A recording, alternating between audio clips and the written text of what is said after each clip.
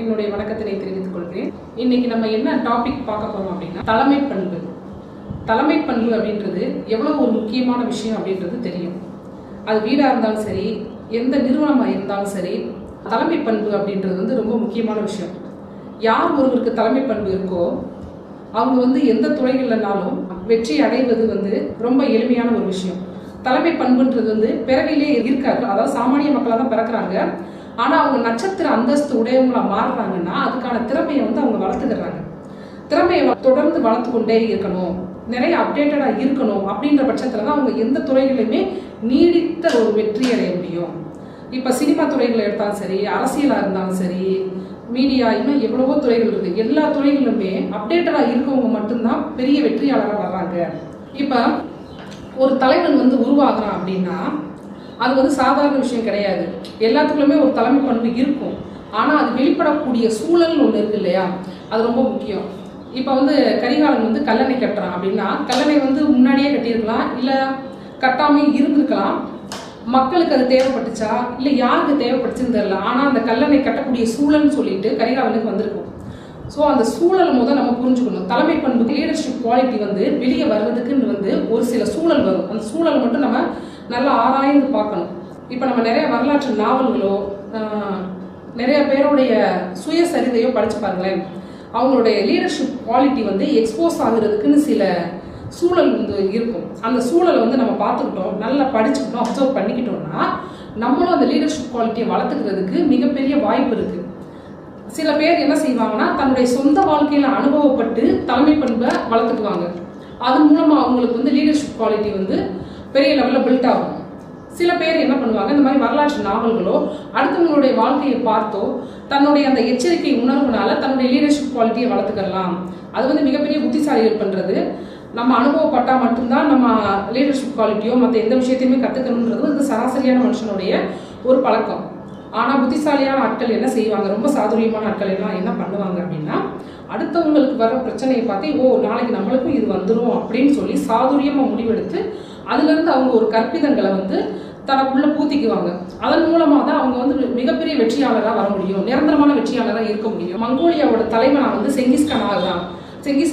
அவங்க சாதாரண குடும்பத்திலேருந்து தான் வந்திருக்காங்க. பாரம்பரியமான பெரிய பணக்காரங்களோ ஒரு ராஜ பரம்பரை அவங்க கிடையாது. ஆனால் செங்கிஸ்கான் மங்கோலிய இனத்துக்கே தலைவனாக வர்றான்னா அவனுடைய அந்த லீடர்ஷிப் குவாலிட்டி, தொடர்ந்து போராடக்கூடிய அந்த போராட்ட குணம், அவனுடைய திறமை, அந்த திறமையை வெளிக்காட்டக்கூடிய விதம், அது மக்களுக்கு அவனுடைய திறமைகள் எந்த அளவுக்கு பயன்பட்டது, இந்த மாதிரி தான் லீடர்ஷிப் குவாலிட்டி இந்த மாதிரி தான் வெளியே வருது. ஒரு பிரச்சனையோட உந்துதல் காரணமாக தான் மிகப்பெரிய தலைவர்கள்லாம் உருவாவாங்க. இப்போ நீங்கள் சினிமாவிலே பார்த்துருக்கலாம், ஒரு வில்லனை அடித்து தள்ளிட்டு ஒரு தலைவன் எப்போ உருவாகிறான்னா தலைவனுக்கு நெருக்கடிகள் வருது.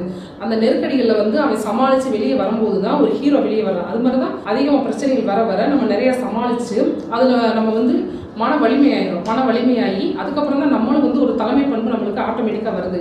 சில பேர் அடுத்தவங்க வாழ்க்கையிலேருந்து அந்த எச்சரிக்கை உணர்வை தெரிஞ்சுக்கிட்டு வர்றாங்க. இப்போ டாவின்சி எப்படி பெரிய ஓவியர் ஆனார், பாபர் எப்படி காபூல்லேருந்து இந்தியாவுக்கு வந்தார், இதற்கான சூழல்லாம் என்ன, இந்த சூழல் தான் ஒரு சராசரியான ஒரு பாமர மக்களை ஒரு பெரிய தலைவனாக்குது. அப்போ இந்த சூழல் நம்ம கேப்சர் பண்ணி வச்சுக்கணும். இப்போ நம்ம பார்த்த தலைவர்கள்லாம் பெரும் படையாலையோ பெரிய பொருளாதாரத்தினாலேயோ பெரிய ஆளாக வந்தவங்க கிடையாது. அவங்களுடைய சாதுரியமான முடிவு. இப்போ நம்ம சராசரியாக 10 பேர் இருக்காங்கன்னா அதில் 9 பேர் செய்கிற விஷயத்த அந்த 10ஆவது ஆள் செய்ய மாட்டாங்க. அந்த வெற்றியாளர் எப்படி உருவாகுறாங்கன்னா ரொம்ப வித்தியாசமாக சிந்திப்பாங்க. எந்த விஷயத்துலையுமே வித்தியாசமாக சிந்திக்கிற ஒருத்தன் தான் பெரிய ஆளாக வர முடியும்னு சொல்லி விவேகானந்தரே சொல்லியிருக்காரு. ஒரு வெற்றியாளன், ஒரு தலைமை பண்பாளன் தன்னுடைய டீமை, நம்மளுடைய குழுவை வழிநடத்தி போகிற விதம் மற்றவங்களுக்கும் அவன் வழிநடத்துறதுக்கும் நிறைய வித்தியாசங்கள் இருக்கும். அதை வச்சு தான் அவன் வெற்றியாளன்னு சொல்லி நம்ம முடிவு பண்ண முடியும். அது சரித்திரத்தில் நிறைய பேரோட வாழ்க்கை வரலாறு பார்த்தீங்கன்னா நான் சொல்கிற விஷயம் உங்களுக்கு உண்மைன்னு புரியும். இப்போ உலகம் சொல்லி பார்த்தோம்னா இந்த பெரிய பகுதியில் பூரா நம்மளால் வாழ முடியாது. உலகம்னா நம்மளோட பங்களிப்பு எங்கே அதிகமாக இருக்கோ அதை தான் உலகம்னு சொல்லலாம். அதிக நேரம் நம்ம எங்கே இருக்கோம், ஸ்கூலில் இருக்கோமா, காலேஜஸில் இருக்கோமா, இல்லை நம்ம குடும்பத்தில் இருக்கோமா, இல்லை கல்வி நிறுவனங்கள், இல்லை நம்ம வேலை பார்க்குற நிறுவனங்கள் இருக்கோமா, அதான் நம்மளுடைய உலகமாக இருக்குது. அந்த உலகத்தில் எல்லாத்துக்குமே ஒரு ஹெவியான டாஸ்க் இருக்குது. இப்போ சின்ன வயசாக இருந்தாலும் சரி, பெரியவங்களாக இருந்தாலும் சரி, ஒவ்வொருத்தவங்களுக்கு ஒரு டாஸ்க். அது ஹெவி டாஸ்க்கா இல்லை லைட் வெயிட் டாஸ்க்கா அப்படின்றது நம்மளுடைய வாழ்க்கையை பொறுத்தது. அந்த டாஸ்க்கை கொடுக்கும்போது மற்றவங்க செய்கிறத விட அதை ரொம்ப தீர்க்கமாகவும் தெளிவாகவும் பண்ணக்கூடியவன் தான் வெற்றியாளனாக ஆகுறான். எப்போவுமே ஒருத்தவங்க நம்மளுக்கு ஒரு பொறுப்பை கொடுக்குறாங்கன்னா அந்த பொறுப்பு வந்து அவங்க கடமைக்கு கொடுத்தாங்க, நம்ம கடமைக்கு செஞ்சோன்னு செய்யாமல் நம்மளுடைய கால் தரத்தை பதிக்கிற மாதிரி அங்கே நம்ம பண்ணும்போது தான் நம்மளுடைய வெற்றி வந்து அனைவராலையும் பேசப்படுது. அனைவரும் நம்மளை வந்து நேசிக்க ஆரம்பிக்கிறாங்க, தேட ஆரம்பிக்கிறாங்க. நம்மளோட அவைலபிலிட்டியை வந்து எல்லாரும் தேடுறாங்க அப்படின்னா மிகப்பெரிய காரணம் என்னவா இருக்க போது நம்மளுடைய திறமைகள். லீடர்ஷிப் குவாலிட்டி அப்படின்றது பை பர்த்லேருந்து வந்தது கிடையாது. லீடர்ஷிப் குவாலிட்டி அப்படிங்கிறது வந்து recent concept of leadership theory. சாதாரண குடும்பத்திலிருந்து வந்து உச்சம் தொட்ட மிகப்பெரிய ஒரு ஆளுமை வந்து நம்ம வரலாறுல நீங்க எல்லாம் கேள்விப்பட்டிருப்பீங்க, ஸ்கூல் லைஃப்ல படிச்சிருப்பீங்க. ஜூலியஸ் சீசர் தெரியுமா? என்ன தெரியும், கண்டிப்பா எல்லாரும் தெரியும். ஜூலியஸ் சீசர் சராசரியான ஒரு குடும்பத்துல இருந்து பெரிய உச்சம் தொட்ட ஒரு ஆளுமை ஜூலியஸ் சீசர். அதே மாதிரி சந்திரகுப்த மௌரியர், உங்களுக்கெல்லாம் தெரிஞ்சிருக்கும்னு நினைக்கிறேன். வரலாறு படிச்சவங்களுக்கு இது தெரிஞ்சிருக்க அதிகமான வாய்ப்பு இருக்கு. சந்திரகுப்த மௌரியர் வந்து மௌரிய வம்சத்தை தோற்றுவிச்சவங்க. அந்த சந்திரகுப்த மௌரியர் வந்து மௌரிய வம்சத்தை தோற்றுவிக்க முன்னாடி அவர் ஒரு சராசரியான விவசாய குடும்பத்தில் பிறந்தவர் தான். ஆனால் அவருடைய லீடர்ஷிப் குவாலிட்டி தான் அவர் வந்து மிகப்பெரிய இந்த நிலைமைக்கு கொண்டு வந்திருக்கு. தொடர்ந்து தன்னுடைய திறமைகளை வளர்த்துக்கிறதுக்காக நேரங்களை காலங்களை செலவிட்டார். நிறைய பொறுமையாக இருந்தார். அவருக்கான காலங்கள் வரும்போது தன்னுடைய பெரிய சாம்ராஜ்யத்தை உருவாக்குனார். அப்படி பெரிய சாம்ராஜ்யத்தை வந்து உருவாக்கும் போது இவர்கிட்ட அந்த லீடர்ஷிப் குவாலிட்டி இருக்குன்றத கரெக்டாக அப்சர்வ் பண்ணவர் யாருன்னா சாணக்கியர். சாணக்கியர் வந்து அப்சர்வ் பண்ணி இவர் வந்து அந்த நாட்டுக்கு மன்னர் ஆகுறதுக்கு பெரிய உதவி பண்ணியிருக்காரு. அதோட மட்டும் இல்லாமல் அவர் ஏன் இவர் வந்து அப்ரோச் பண்ணுறாரு அப்படின்னா, அவர் வந்து ஒரு தனநந்தர் அப்படின்ற ஒரு மன்னர், அந்த நந்த வம்சத்து மன்னரால் அவருக்கு ஒரு மனக்கசப்பு ஏற்பட்டிருக்கு. அவர் வந்து அவமானப்படுத்தியிருக்காங்க, அதை மனசுலேயே வச்சுட்டு இருந்திருக்காரு. ஆனால் அவரை எதிர்க்கிற அளவுக்கு பலசாலி யார் அப்படின்னு சொல்லி ரொம்ப நாளாக தேடிட்டு இருந்திருக்காரு. அப்போ சந்திரகுப்த மௌரியர் தான் அவருக்கு எல்லா வகையிலையும் சரியான ஆள், அவங்கள வீழ்த்துறதுக்கு அப்படின்னு சொல்லி கரெக்டாக யோசிக்கிற பட்சத்தில் வந்து சந்திரகுப்த மௌரியர் ஒரு கைக்கு கிடச்சிட்டார். அப்போ சந்திரகுப்த மௌரியர் அந்த நந்த வம்சத்தை வந்து அழிக்கலாம்னு சொல்லிட்டு பிளான் பண்ணிட்டார். இப்போ இதுல இருந்து என்ன தெரியுது அப்படின்னா, 2300 வருஷத்துக்கு முன்னாடியே ஒரு சராசரியான குடும்பத்திலிருந்து மிகப்பெரிய ஆளுமையாக வரலாம் அப்படின்னு சொல்லி நம்மளுக்கு மிகப்பெரிய எக்ஸாம்பிளாக இருந்திருக்காரு சந்திரகுப்த மௌரியர். அதே மாதிரி லீடர்ஷிப் குவாலிட்டி பை பர்த்லேருந்து வந்தது கிடையாதுன்றதுக்கு மிகப்பெரிய உதாரணமாக யாரை சொல்லலாம்? நம்ம காமராஜரை சொல்லலாம், அப்துல் கலாமை சொல்லலாம். இன்னும் நிறைய பேர் சாமானிய குடும்பத்திலிருந்து வந்து மிகப்பெரிய தலைவராக வந்திருக்காங்க. அவங்க தலைவராக வந்ததுக்கெல்லாம் மிகப்பெரிய காரணம் என்ன அப்படின்னா, மற்றவங்க செய்கிற சராசரியாக அவங்களும் நம்மள மாதிரி மனுஷங்க தான், ஆனால் அவங்களால செய்ய முடியாத ஒரு விஷயத்தை இவங்க அசால்ட்டாக பண்ணுறாங்க அப்படின்னா அதுதான் அந்த தலைமை பண்பு. அவங்களோட செயல் வசீகரத்தாலையும் அவங்க சொல் ஆளுமையாலையும் தான் அவங்க வந்து ஒரு சிறந்த தலைமை பண்பாளராக இருக்க முடியும். எதுவுமே நமக்குள்ள ஒரு பர்பஸை கிரியேட் பண்ணலைன்னா நம்மளால மோட்டிவேட் ஆக முடியாது. இப்போ ஒரு லீடர், ஒரு தலைமை பண்பு அப்படின்னா என்ன அர்த்தம் உங்களுக்கு எளிமையாக சொல்லணும்னா, நம்ம முன்னாடி போய் நமக்கு பின்னாடி இருக்க குழுவினரை வந்து பின்னாடி தள்ளிட்டு நம்ம முன்னாடி போகிறது வந்து ஒரு லீடர்ஷிப் குவாலிட்டிக்கு அழகு கிடையாது.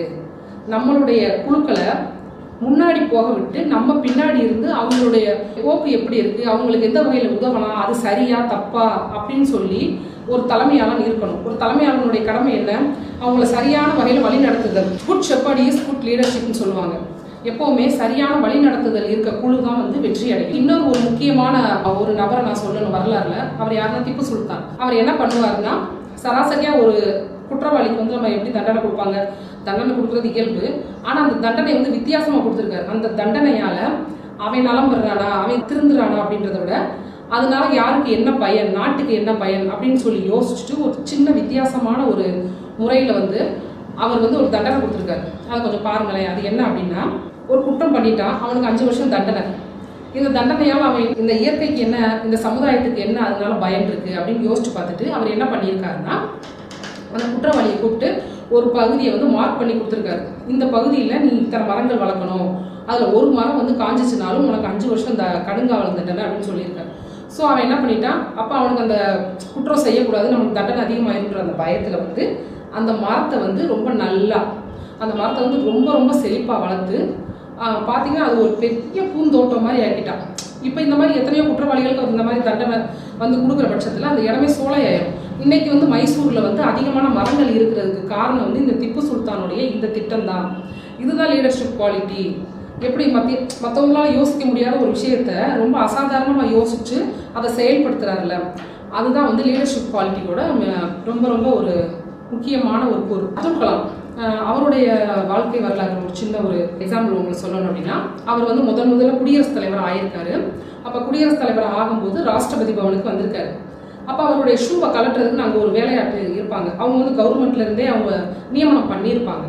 அப்படி நியமனம் பண்ணப்போ அவர் இல்லைப்பா இதை எதுக்கு நீ ஏன் ஷூவை கலட்டுற, என் ஷூவை நானே போட்டுப்பேன் நானே கலட்டிப்பேன் அப்படின்னு சொல்லும்போது, இல்லை சார் எனக்கு இந்த வேலை இருக்குது, எனக்கு ஒரு குடும்பம் இருக்குது, இந்த வேலையை பார்த்தா தான் எனக்கு என்னோட குடும்பத்தை ரன் பண்ண முடியும்னு சொல்கிறப்ப இல்லை நீ வந்து இந்த வேலைக்கு வேணாம்னு சொல்லிட்டார்.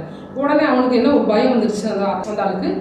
ஐயோ போச்சு நம்மளுக்கு வந்தோடனே ஒரு வேலையை காலி பண்ணிட்டாருன்னு சொல்லி அவர் பயந்துட்டார். அவர் சொன்னார், நீ வந்து டிரான்ஸ்ஃபர் தான், நாட் டிஸ்மிஸ், நான் உன்னை இந்த வேலையிலேருந்து தான் தூக்குறேனே தவிர உன்னை டிஸ்மிஸ் பண்ணலை, இப்போ நீ வந்து தோட்டத்தில் வந்து சூப்பர்வைஸ் பண்ணுற வேலைக்கு உன்னை நான் போடுறேன் அப்படின்னு சொல்லி போட்டார்.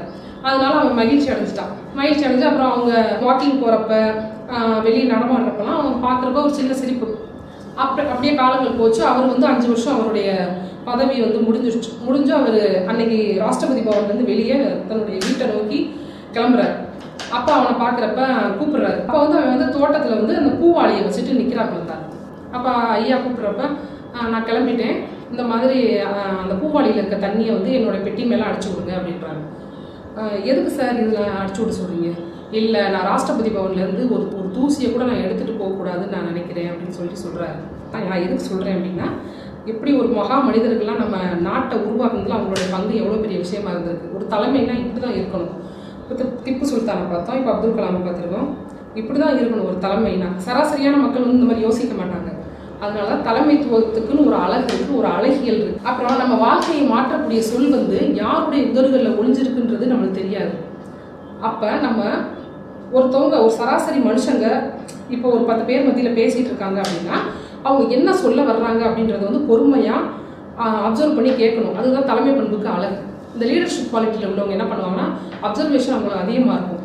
சின்ன குழந்தையாக இருந்தாலும் சரி, பெரியவங்களாக இருந்தாலும் சரி, ஒரு கூட்டத்திலையோ ஒரு முக்கியமான விஷயம் பேசுகிறப்ப ரொம்ப கிளியராக அப்சர்வ் பண்ணி கேட்டுக்கிட்டு இருப்பாங்க.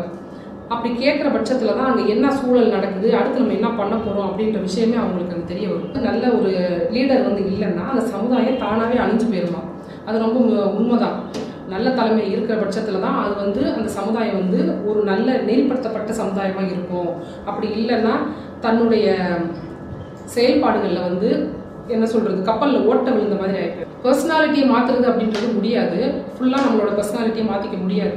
பட் ஆனால் அதை சரி செஞ்சுக்க முடியும், சின்ன கரெக்ஷன் பண்ணிக்க முடியும். அதனால தான் நான் என்ன சொல்ல வர்றேன் அப்படின்னா, பர்சனாலிட்டியை சரி செஞ்சுக்கிறதுக்காக சில மன தயாரிப்புகளை நீங்கள் உருவாக்கிக்கணும். அப்படி உருவாக்குற பட்சத்தில் தான் நீங்கள் வந்து நீண்ட கால வெற்றியாளராக இருக்க முடியும்.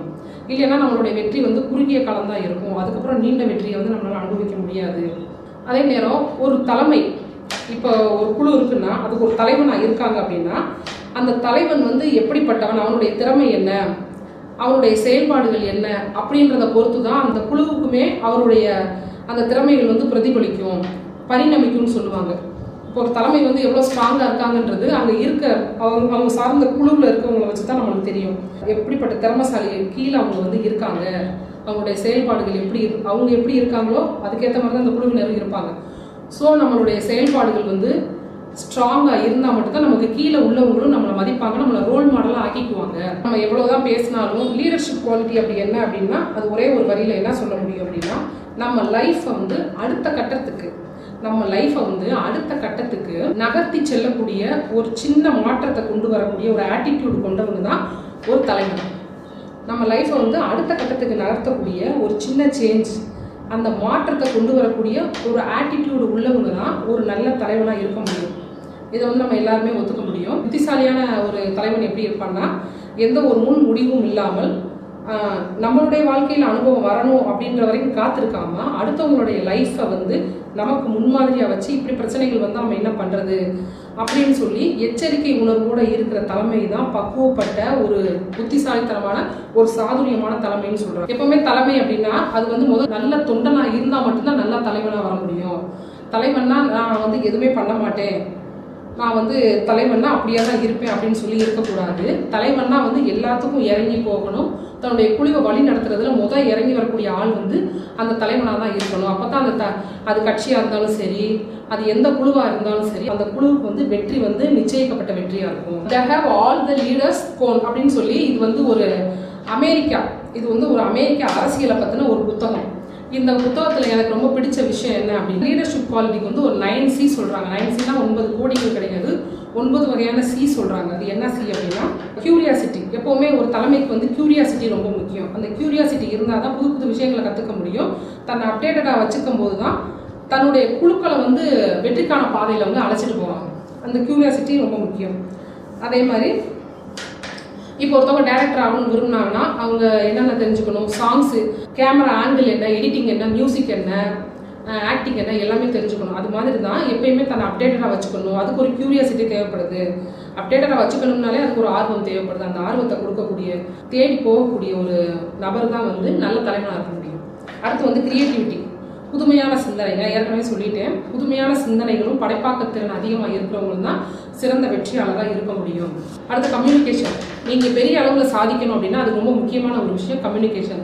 கம்யூனிகேஷன் இருந்தால் மட்டும்தான் நீங்கள் எந்த தொழிலையும், அதாவது ஒரு சின்ன ஒரு பிஸ்னஸ் பண்ணாலும் சரி, பெரிய லெவலில் பிஸ்னஸ் பண்ணாலும் சரி, அதுக்கு கம்யூனிகேஷன் ப்ராப்பராக இருக்கணும். கம்யூனிகேஷன் இருந்தால் மட்டும்தான் அவங்களோட வெற்றி வந்து உறுதி செய்யப்படும். அதுக்காக வந்து மேடை ஏறி பேசணும்னு கிடையாது.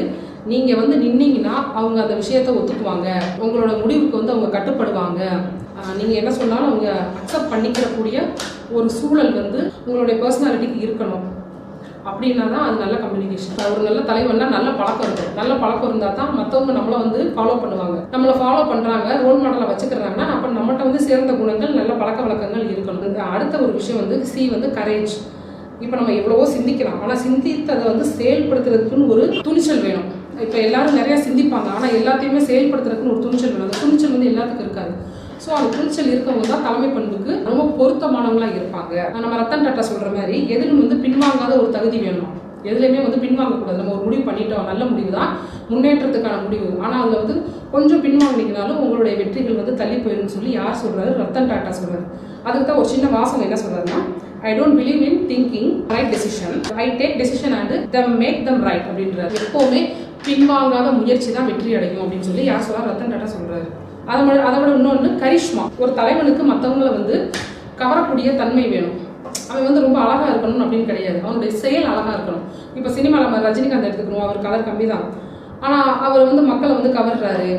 அது என்ன? அதெல்லாம் ஒரு கரிஷ்மா. அதே மாதிரி தோனி, உங்களுக்கு தெரியும், நம்ம தோனி அவருடைய செயல்பாடுகள், அவர் என்ன பண்ணார் அப்படின்னா, எக்ஸாம்பிளாக சொல்ல போனால் 2020 மேட்ச் நடக்கிறப்ப அப்போ தொடர்ந்து பஞ்சாப் வந்து தோல்வி அடைஞ்சிக்கிட்டே இருந்தாங்க. அப்போ என்ன பண்ணுறாருன்னா, அவர் கூப்பிட்டு இந்த மாதிரி சில டிப்ஸ் அண்ட் ட்ரிக்ஸ் எல்லாம் கொடுக்குறாரு. அதை கேட்டுட்டு அந்த டீம் வந்து தொடர்ந்து செயல்பட்டு நல்ல முறையில் செயல்பட்டு தொடர்ந்து வெற்றி அடைகிறாங்க. 2018 ஏஷியன் கப்பு மேட்ச் வருது. அப்போ வந்து ஆப்கானிஸ்தான் வந்து தோக்குறாங்க. அப்போ ஆப்கானிஸ்தானை வந்து அவங்க டீம் வந்து கூப்பிட்டு, இவர் இந்தியாக்காரர் தான், ஏன் அவங்கள கூப்பிட்டு பேசணும் அவசியம் இல்லை, இருந்தாலும் அவர் என்ன பண்ணுறாரு, அந்த லீடர்ஷிப் குவாலிட்டினா என்னென்னா எதிரிகளை கூட அவங்க வந்து அரவணைச்சு போகிறதா லீடர்ஷிப் குவாலிட்டி. அதை வந்து அதே மாதிரி ஆப்கானிஸ்தான் டீமை கூப்பிட்டு அவர் என்ன பேசுகிறாரு அப்படின்னா, நீங்கள் இந்த மாதிரி பண்ணால் ஜெயிக்கலாம் வைக்கலாம்னு சொல்லி நிறைய அவங்களுக்கு டிப்ஸ் கொடுக்குறாரு. அதே மாதிரி அவர் என்ன பண்ணுவார், வெற்றி அடைகிறாரு அப்படின்னா ஃபோட்டோவில் வந்து சென்டராக வந்து உட்கார மாட்டார், எப்போவுமே ஓரத்தில் தான் நிற்பார் தோனி. இதுதான் வந்து ஒரு தலைமைக்கு அழகு. எல்லாரையும் வந்து நிப்பாட்டி அவர் வந்து ஒரு ஓரமாக நிற்பார். இந்த மாதிரியான செயல் வசீகரம் வந்து தான் அவங்கள வந்து ஒரு மிகப்பெரிய, இந்த மாதிரியான செயல்கள் தான் மக்களால் வந்து கவரப்படுது. இதைத்தான் கரிஷ்மான்னு சொல்கிறாங்க.